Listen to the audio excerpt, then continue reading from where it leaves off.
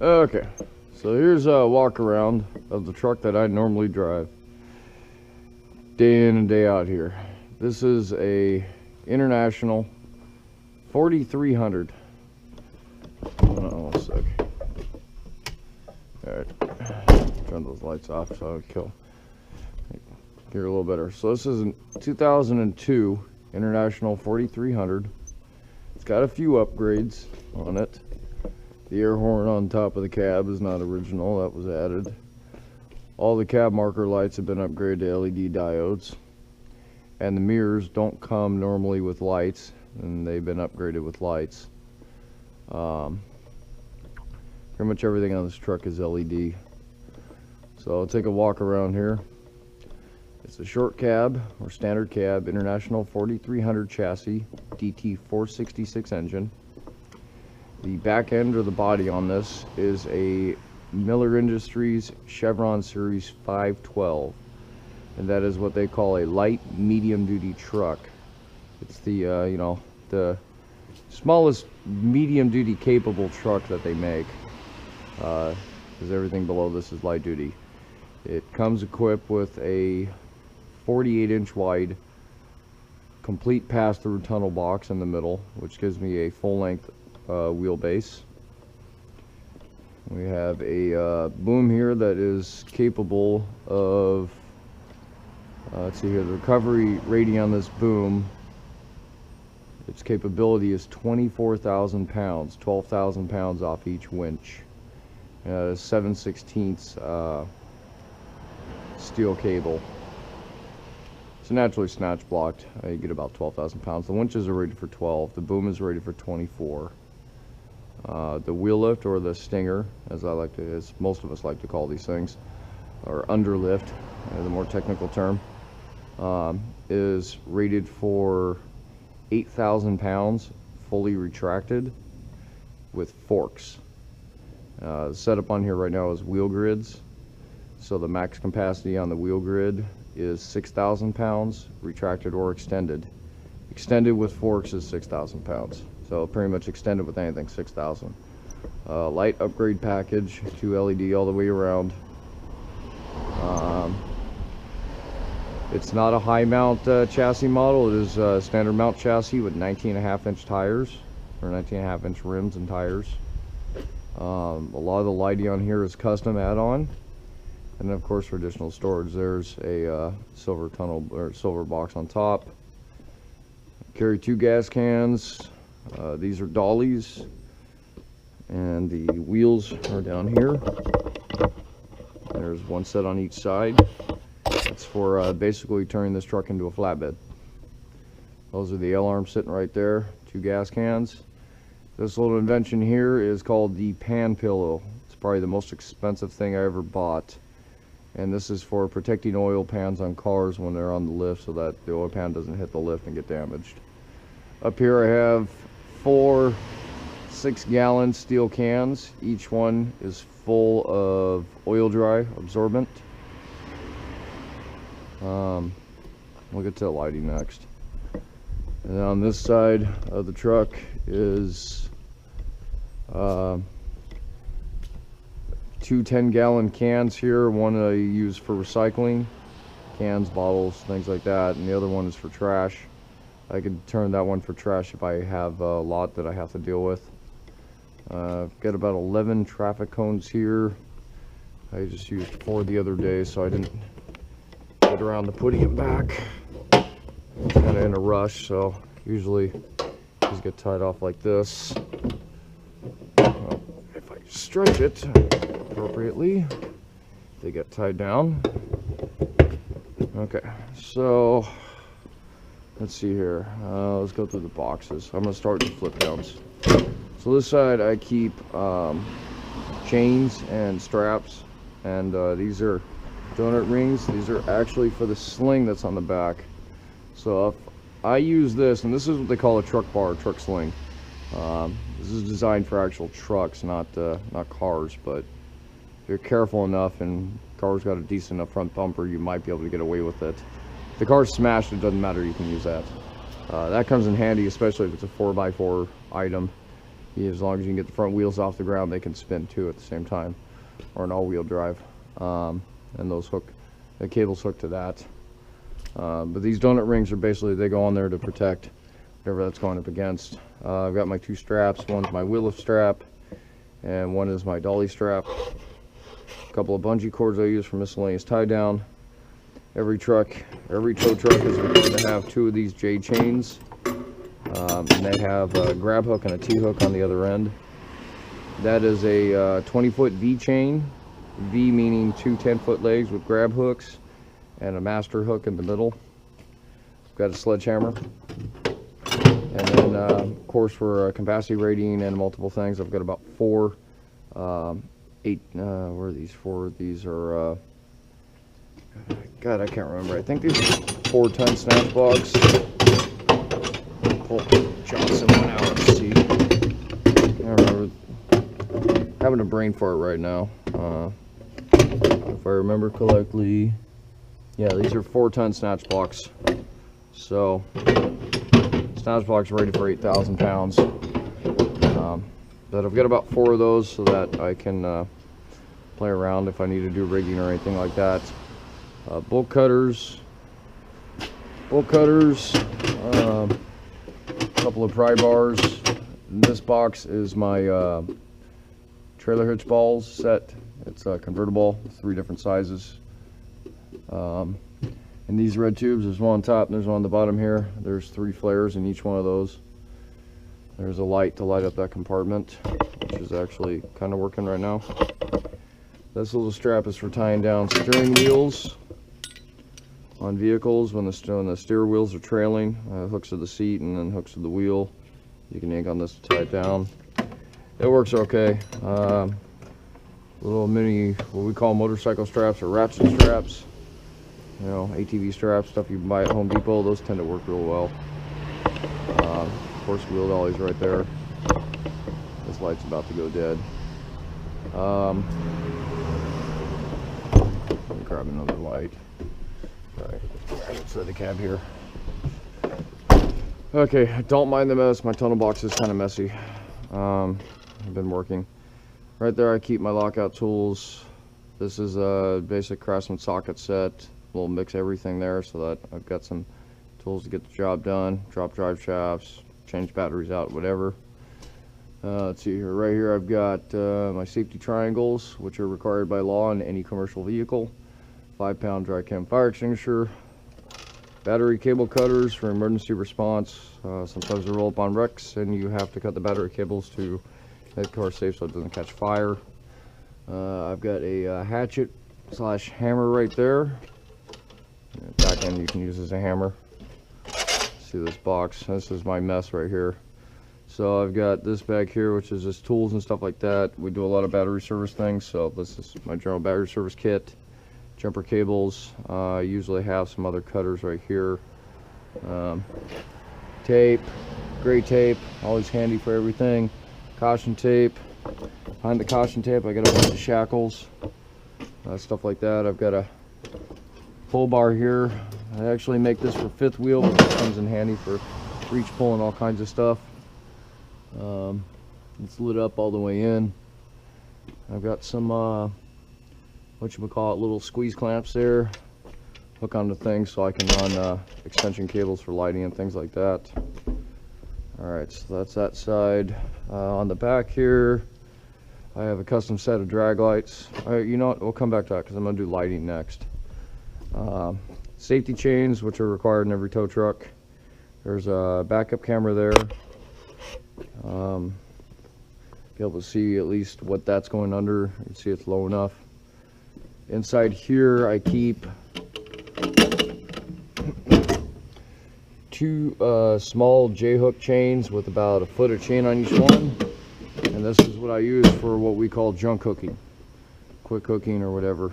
You can use it on each side of the truck. I got one of these bars hidden in there, these little tire arms. They come in handy for things. Alright, this box. This is where the forks are kept. Fork receivers, short receivers, tall mount receivers, and then 2 sets of axle forks. This is for doing medium-sized trucks. You put these on and this goes actually to the axle beam on the truck itself. I've got a can of mixed fuel there, my other two straps, one wheel lift, one dolly strap, and another J chain down there. That is an air brake override for trailers, or an air brake hookup for trailers. I can hook this onto the emergency line and pipe it into my air and be able to release them that way without having a cage. Okay, that here is a retractor reel, 50-foot air hose. That's connected to a 10-gallon tank with a Vare 480C compressor powering that. So that powers all the air. This truck actually has hydraulic brakes, so it does not have an actual mechanical air compressor. Okay, this box. Various sockets, deep sockets, impact sockets for tire service. I've got a couple of lug nut removers. So if you have a locking lug nut and they lost the key or something like that, or key broke, these are actually designed to get those off. And I have in here broom, shovel. This is what they call a winch bar, used for binders and straps. 42-inch bolt cutters. When small bolt cutters don't work, those are there. 2 manual tire wrenches here. I usually use my impact gun here when I'm changing tires, but I have 2 manual wrenches. Big wide shovel. One of the biggest problems I always see with tow trucks is you get a square shovel, but it's just a standard size square shovel, so I acquired this one here, which is more of a scoop size shovel. Works a little faster, a little better. Rubber mallet. 1.5 ton jack. These things are awesome. Whatever that doesn't lift, the wheel lift will. There's my jack handle, and then that little tray there is just some various lubricants and cleaning products. This basket here is generally all my air stuff. I've got a drill, a couple of other air items, and tire inflators and whatnot. Oh, this box. So this box is a special box. This box is completely full of 8-inch zip ties. Zip ties are wonderful. This is a common product we don't tend to use a lot in light duty, but it's safer on cars when you're trying to drag something or lift something. Is a recovery strap. Not a tow strap, recovery strap. It's a lot thicker than a tow strap. Rated 5,400 pounds. Me personally, I like chains. I don't like straps, but it's there in case I need it. This one is locked, so let me grab my keys. I'm trying to think. Yeah, there's a couple of things in there. There's nothing crazy in there. Cab's a little bit of a mess. I did clean up a little bit earlier, but I'm one to have all my important stuff on the dash right where I need it. I know that's a big no-no for safety. You shouldn't have anything on the dash. But you know what? If I get into a crash, that's the least crap I'm worried about. Papers aren't going to kill me. Okay, so right here I have okay, what do I got here? Alright, right here I got the big Grizzly Pry Bar. This thing is awesome if you're really going to pry something. That works real good. I got two style spare tire drop down bars. One's got the hook, and then the other one's a Ford style. And these come in handy because a lot of times we'll run into tire change calls where they don't have the tool. And that means we have to tow if they don't have the tool, and sometimes we don't want to tow, so having the tools on board helps. This is a tire spoon wrench. Generally don't mess with people's tires like that on the road, but here in the yard we'll recycle rims sometimes, and we have to take the tires off them, so that's why I have these. And I got a couple of small ones from Harbor Freight. Pry bars, lots of pry bars on here. Big sledgehammer, I think it's a big 10-pound. And this box is an assortment of various different spare tire drop down tools. It's a kit I put together so that way I had something for pretty much most cars, Nissan, Chevy, whatever. That is a Echo leaf blower, and that I'll use on scenes where there's a lot of cleanup. I'm one person, so it does make it faster for me if I'm by myself to do cleanup. And then I can just, pick it up with a broom and shovel once it's all done. This is a godsend, and this is one thing I'll always keep on my truck. And this is a tire plug kit for these size truck tires. I'm I'm in the middle of the road somewhere, and I get a nail in the middle of the night in my tire, I've got nobody I can call. So that's so I can at least put a patch on it or a plug if it's good, you know, sizable enough. I can do so to at least to be able to, you know, get the truck back, or, you know, drive the truck for the rest of the night until we can actually take it in and get it patched. So here I got a Hart sledgehammer. I've never owned one up to this point, but by far, besides my Irwin on the other side, this is an awesome sledgehammer. It's actually got this cross here, and if you're really trying to bust some stuff up, that thing works great. It does hit really hard, and that's Hart's, you know, point on their stuff is nothing hits harder than Hart. Got an adjustable crescent wrench here with the welder, you know, the lineman's point. Put that over there for a second. Let me get this out of the way. Pipe wrench, yet again with another spike point on it. These things come in handy for trying to twist things off. This is a tool that hardly ever gets used. It actually collects more dust than it gets, and I'm not going to be able to pull it out. But this here has a rubber mallet on one side and a flat foot on the other side. This, what do we call that thing? Well, we call it the rubber mallet hubcap tool, and that's what CHP calls it as well in their inspection chart. And I'm not sure if there's another name for it, and I don't really care because, like I said, I don't really use it. Hubcaps, I'll pull them off by hand and put them on by hand. Most of the time I can grab on them and yank them off. That tool doesn't work so well sometimes. The older style hubcaps tend to work really well on that. Okay, so that's for that equipment. Alright, let me get up here. Now, there's no actual steps, so I usually just climb up the box. Silver box. Inside here I've got binders. Ratchet binders, chain binders, air hose whip, trash bags, heavy duty trash bags, extension cord for the tow lights. See if I can't step on those cans. I've got water boots. That bag there is straps. This bag here is a motorcycle strap kit for aerial picking motorcycles. Let's see, down here I have an extra broom. Sometimes the police like to sweep with me, so I have that for them. This is a big loop strap, or a giant recovery strap, and I have another one right down below it. That's for doing cruise looping through cars. If it's in a place where I have to literally lift the whole car up and over, I can run that through the actual back of the car and you know, kind of cradle the whole back end. It gives me a better point of contact. This is a giant whatchamacallit, tire wrench for large truck tires, stuff like that. This is an air fitting kit, multiple different air fittings for dealing with trucks and stuff like that. Kind of an assortment of everything in here, and also for, you know, my own stuff as well. I keep extras. Alright, so in this one is another V-chain. This one is a custom one I made. It's got a pair link in the middle, and it's actually got cluster assemblies on each end with mini fingers and whatnot, and then it's also got 5,400 pound rated Clevis hooks.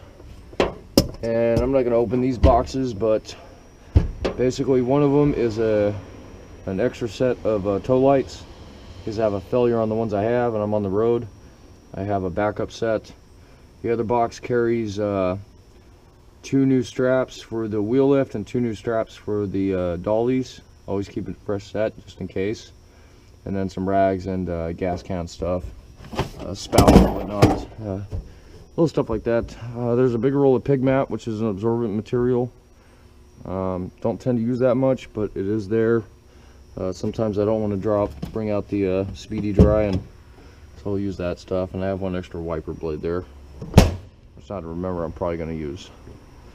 Well, so I think that's pretty much it. Yeah, that's pretty much it for equipment. Kind of a bit of stuff, but not a lot. Usually I'll use these fold downs as steps. Okay, So, what more? Let's look inside the cab. She's about 15 plus years old, so she's a little weathered. Door pockets, I usually keep my keys and miscellaneous pens and markers and stuff like that. Sometimes I'll have a couple of tools right next to the seat. I've got an extra light right here. You can never have enough flashlights, especially doing this job at night. So I carry plenty of those. One of my hats already out, which means I need to change the batteries actually. Screwdriver for overriding shifters on that car I just towed. There wasn't an override there I could find, so I didn't really mess with that. Highlighters, toothache medicine. Believe me, you get a toothache, it sucks. Sharpie, or Milwaukee's version of Sharpie, which is pretty awesome. This is a pick tool. Generally that'll come out when I'm trying to get into a motorhome or something like that, especially if we're impounding one. We have to check the inside to make sure there's nobody in it. Tire pressure tool. I'm trying to think of anything else here. I think I got a couple of pens and a counterfeit detector pen for cash. Okay, inside the cab.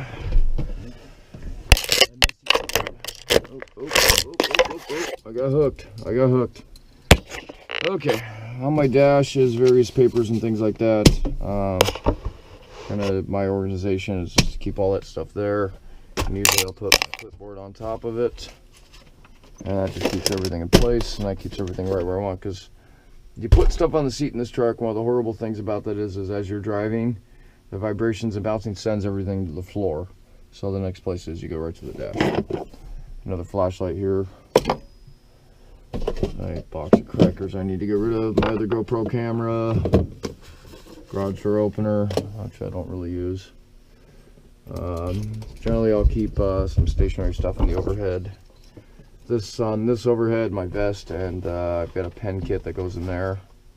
This is my battery and cable bag. Right now, I'll just throw that up there. Okay, phone, AAA dispatching tablet, which is this whole thing here. This whole RAM mount is just for that.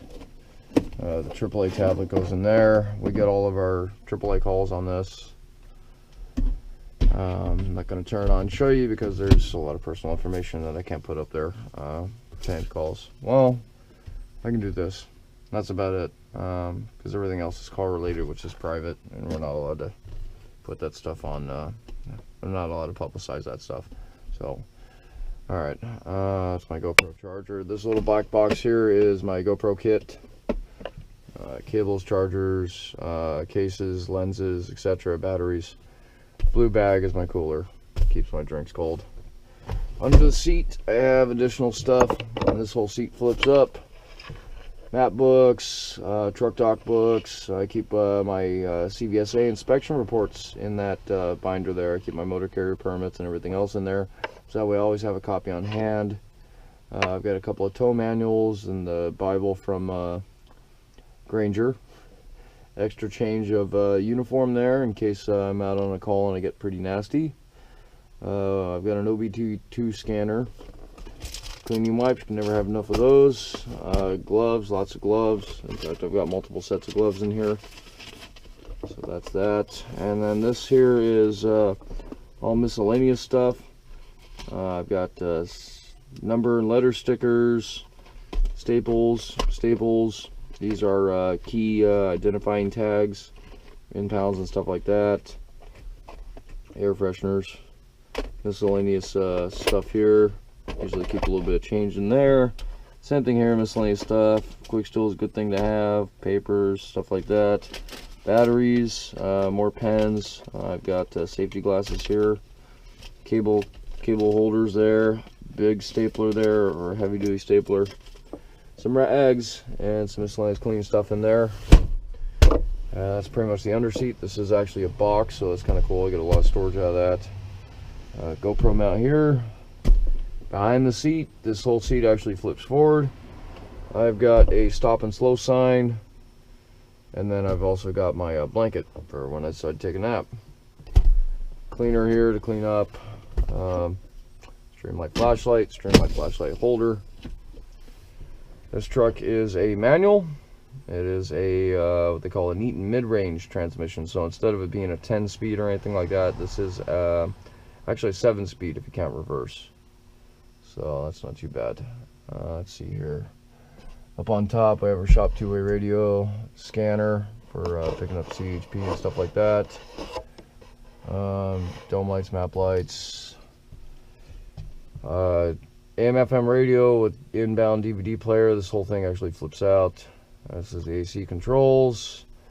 Switch panel here. This controls all the lighting and functions, compressor, siren PA, marker lights, mirror heater, things like that.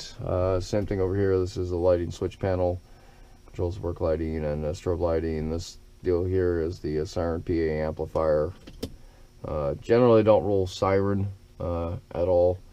The only time I may is if I'm responding to a major crash and I'm going down the shoulder of the freeway. Generally the air horn is what I'm going to use. I'm not going to hit it right now because it's really late and there's people sleeping. But I'll use the air horn. If that's not working, then we might have to move to the siren. In the district that we work for the CHP on the freeway, we're allowed to take the shoulder to respond to a collision for them,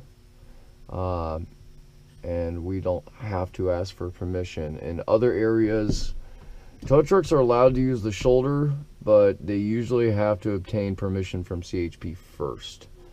So one of the nice things, and they changed this about a year or so ago, our division only, I can't speak for all of them, is we don't have to call them anymore. If we're responding to a collision for them, doesn't mean we can just go rolling down the shoulder if there's traffic. It doesn't work that way.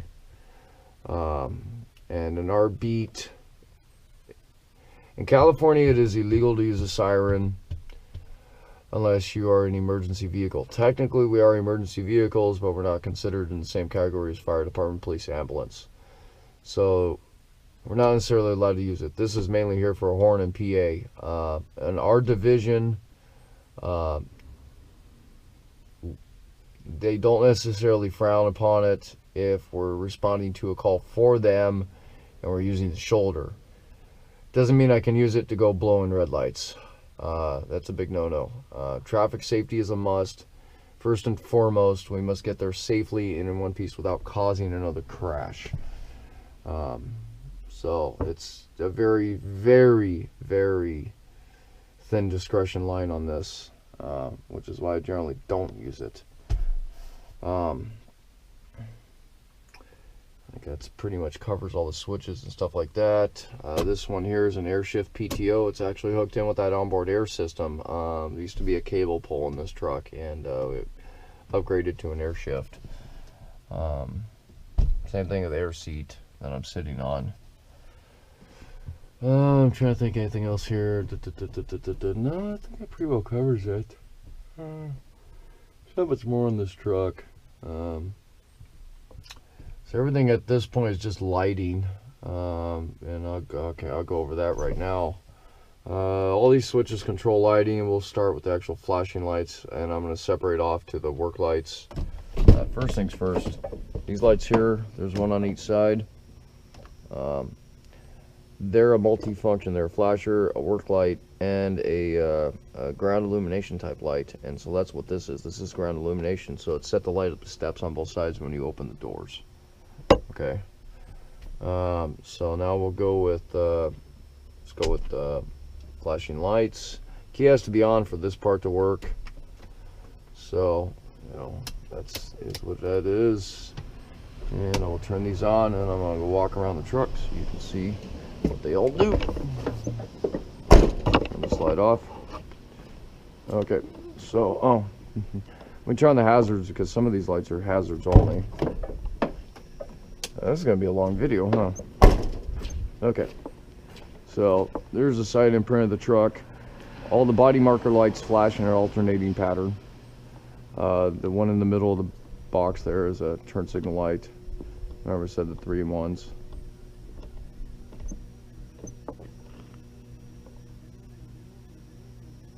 that's actually a siren. That's the fans kicking on. So flashing headlights, well and vertexes in the corner lights there. I need to get one more of those bars on the inside there to even it out with 3. They're just really expensive. Step back and you see the light bar. It's a Star Signal light bar, 7000 series filled, complete with full modules and synced. You can see the vertex is kind of in the headlights there. Same thing on the side here. Let me close this door and we'll get around to the back. This is a one-of-a-kind tow truck. You don't generally see red lights on the back of a tow truck. When it's a major collision, people don't tend to pay attention to the amber lights for some reason, and so the red lights definitely help. They're kind of given a green light by our PD on that stuff, but yet again, only rear facing, no red rear, no red front facing. Hazard lights are Whalen's as well. So that's a general on the flashing lights on this truck. I'm going to turn these off and then we'll go to just the work lights. Oh, and the mirrors flash too, you didn't see. Alright, so let me kill all these. Okay, so you saw the headlights. I'm not going to turn those on to saw illuminate. What I am going to turn on is just the work lights now. We'll take a walk around the truck. Side work lights at nighttime are a must, especially if I'm not towing, I'm doing service. I can pull up next to a vehicle and turn these on and be able to see what I'm doing. I got them on both sides and they're independent. So these 3 and then there's 3 on the other side. And they're independent of each other, so I can activate them differently. Fog lights on the front. These things are super bright. They work great. I can actually have those on and literally leave my headlights off and I'll be able to see. Same thing on this side. Got 3 of the bottom mount work lights. Yet again, I can pull up. All my tire change stuff is on this side, so a lot of times I'll pull this side up next to the tire I'm going to change, turn these on, run my air hose, all my tire stuff, and you know, I'm good there. On the back of the truck for actual working, we've got 2 uppers and 4 lowers. The 4 lowers also double as reverse lights, so there's a relay switching system for that. I kick on the reverse, these all automatically come on, or I can hit the switch and manually turn them on. Body lights, pretty much kind of gone, already seen most of that. These are my custom drag lights, or tow lights, whatever you want to call them. Basically, clear lensed, oval LEDs, side marker, heavy duty magnets in a steel box, heavy duty cable supports, and the other one's the same thing. I generally put them up here like this so that I don't have off angle light and people get confused when turn signals hit, because the brake lights are also the turn signals. These are our running light. These are my running lights. I'll saw those flash, and then yet again those alternate. These are a product that AW Direct sells, and it's a swivel mounted spotlight, pretty bright. So this is, you know, if I can't get light just on the fixed lights, I can turn these on and get light wherever I want, at least for the most part. It's a floodlight, so it's not a spot beam. These lights are more of a spot beam, which is why they're more direct, but this is more of an area light, and it works pretty good for the most part. I got a little weather sealed switch on the back. There's another one on the other side, but I already showed you this one, so I'm not going to mess with that one. And same thing, the step lights, the ones that light up the step, illuminate. So that's pretty much it. I want to say for lighting. I don't think there's anything else. I saw the flashing lights. I actually kind of call this thing the rolling Christmas tree because it lights up so much. There's a lot of different opinions on lights. Especially when you're working a scene. If I'm on a big scene, I'm with the cops or whatever, I've got traffic control, or I'm doing traffic control, then I'm going to use the lights to my advantage as much as I can. There is some rules to that stuff that we follow, and I've been trained through a lot of programs on when and when not to use lighting, as well as how to use lighting. It's one of the biggest misused items on any emergency vehicle is lighting.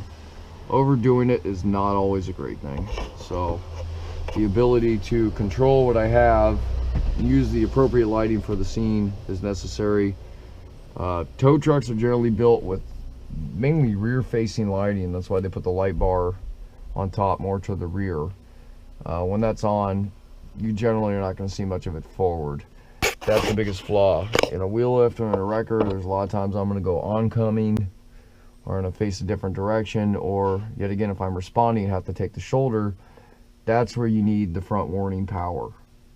And a light, a light bar that's in the back doesn't tend to do that, so that's a lot more reason why there's the front lights. If I have to hook up a vehicle in traffic lanes from the back, I have to spin around and face oncoming. So it's just as important to have rear flashing lights as it is to have front flashing lights. So this is something that tow manufacturers or tow truck manufacturers need to really take into account, because they don't tend to do that.